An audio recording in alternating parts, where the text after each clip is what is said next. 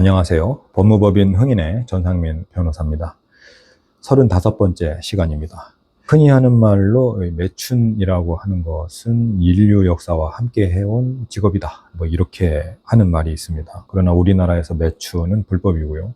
성을 사는 쪽, 성을 파는 쪽 모두 다 처벌됩니다. 그런데 매춘인 합법인 나라라고 할지라도 미성년이 관여된 경우가 엄벌되는 것에는 예외가 없습니다. 그래서 오늘은 성매매에 관해서 알아보는 시간을 갖도록 하겠습니다. 현재 우리나라에서 성매수에 관해 어떻게 처벌 규정을 두고 있는지는 상대방의 나이에 따라서 다르고요. 또 행위자의 나이도 영향을 미치는 부분이 있습니다. 각각 어떻게 처벌 규정이 되어 있고 이것을 어떻게 운용하는지 오늘 영상으로 최대한 정리하도록 해드리겠으니 살펴봐 주시기 바랍니다. 먼저 성매매라는 것은 금전이나 재산상 이득을 제공하거나 약속을 해서 성적 서비스를 구매하고 파는 행위를 말하는 것입니다. 처벌의 기준은 일단 상대방의 나이입니다. 성을 파는 사람이 성인이면 성매매 특별법이라고 부르는 성매매 알선 등 행위의 처벌에 관한 법률로 처벌되는 것이고, 성을 파는 사람이 성인이 아니면 아동 청소년 성보호에 관한 법률로 처벌됩니다. 성인을 대상으로 한 성매매는 이 성매매 특별법상 1년 이하의 징역이나 300만 원 이하의 벌금에 처해진다 이렇게 규정되어 있는데, 사실 보통은 벌금으로 처벌되기 때문에 처벌 규모 자체를 보면은 변호사를 선임하실 사이즈는 아닙니다. 다만 기소유예 불기소를 목표하셔야 되는 상황이 있다거나 형사처벌보다는 형사 절차 진행 자체가 가족이나 직업 관련 종사자들에게 알려져서는 안 되는 분들이 비밀리에 수사 진행이 되었으면 하는 목적으로 변호인을 선임하시는 경우가 더 많습니다. 이것은 참고하시면 되겠고요. 성매매는 보통 유흥업소나 안마시술소, 채팅이나 어플리케이션을 통해서 만남을 갖는다든가 호텔, 모텔, 오피스텔 같은 숙박업소 등의 형태를 이용한 성매매 등이 다양하게 이루어집니다. 그리고 여기서 말하는 성매매는 꼭 성관계만을 의미하는 것이 아니라 유사성행위가 다 들어갑니다. 다만 이제 미수에 그치면 처벌되지는 않는데 자신의 행운을 이런 데다가 시험하셔서는 안 됩니다. 걸리려면은 다 걸립니다.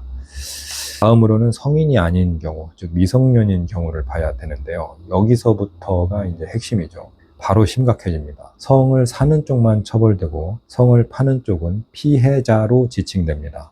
상대방의 나이를 나눠야 돼서 미성년 성매수 부분은 매우 복잡한데요. 일단 상대방이 19살 미만의 미성년이어야 하고요. 이런 미성년을 상대로 성매수를 하게 되면 아청법상 규정에 따라서 1년 이상 10년 이하의 징역 또는 2천만 원 이상 5천만 원 이하의 벌금에 처해집니다. 그런데 이 미성년자의 나이가 16살이 안 된 경우라면 지금 규정된 형벌의 2분의 1이 가중됩니다.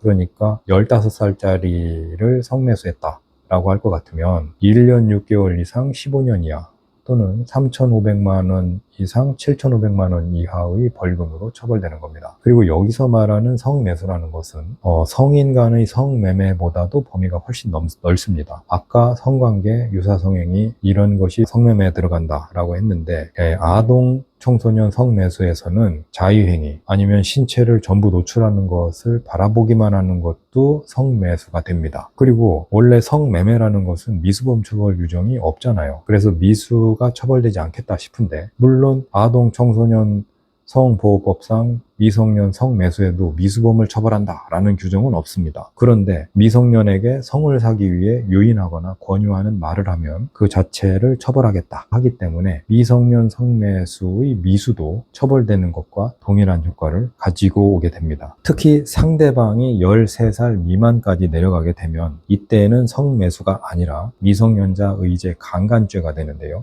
성매수, 즉 돈을 주고 합의하에 성관계를 한 것이지 폭행이나 협박을 해서 강제로 간음한 것이 아니다 라고 해도 강간죄로 처벌한다는 얘기입니다.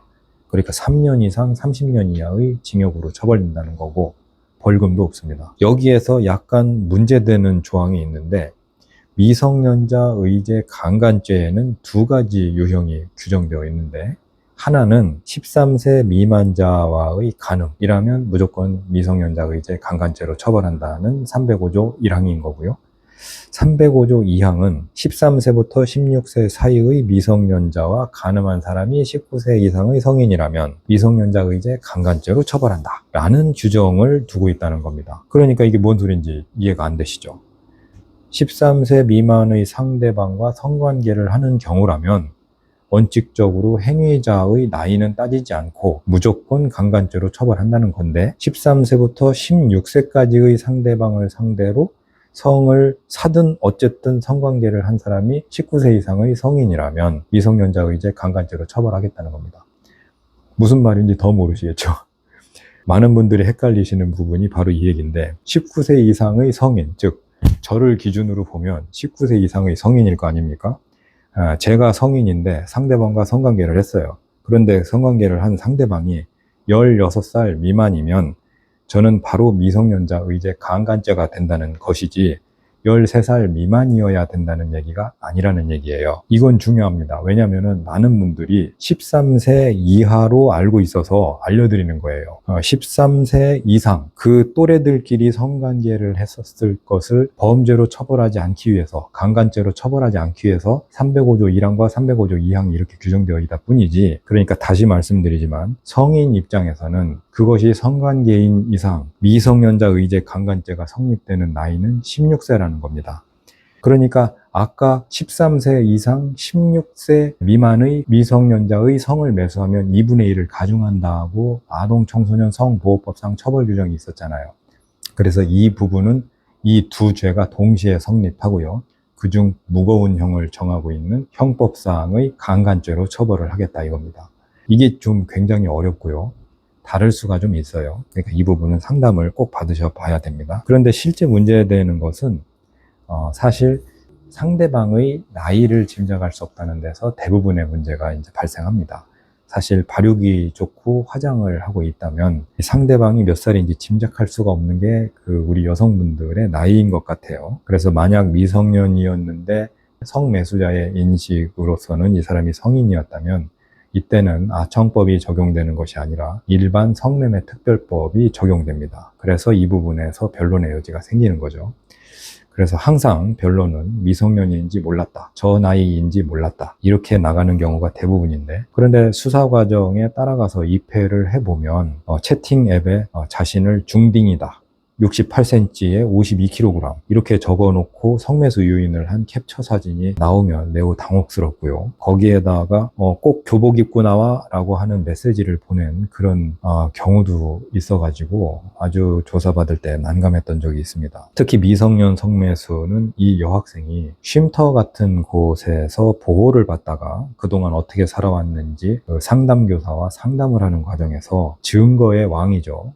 핸드폰을 넘겨주면서 모든 게 드러나는 경우가 많은데요. 그 핸드폰 하나면 이 여학생과 성관계를 했었던 모든 남성이 비엔나 소세지처럼 줄줄이 다 걸려들게 됩니다. 그래서 재판을 해보면 한꺼번에 대여섯 명, 7, 8명씩 이렇게 피고인으로 잡혀서 줄줄이 재판받는 경우가 있고요. 그러면 이 중 앞에서 한두 명, 두세 명 정도는 진짜 실형이 나옵니다. 1년 나옵니다. 그래서 오늘 언급된 성매매 중에서 성인 간의 성매매를 제외하고는 형벌도 매우 무겁고요. 그리고 신상정보를 장기간 등록해야만 되는 신상정보 등록 대상 성범죄가 됩니다. 이거 꼭 아셔서 행동에 각별한 주의를 하셔야 됩니다. 저는 법무법인 흥인의 전상민 변호사였고요. 영상이 조금이라도 도움이 되셨다면 좋아요, 구독 부탁드리겠습니다. 다음 시간에 또 다시 찾아뵙겠습니다.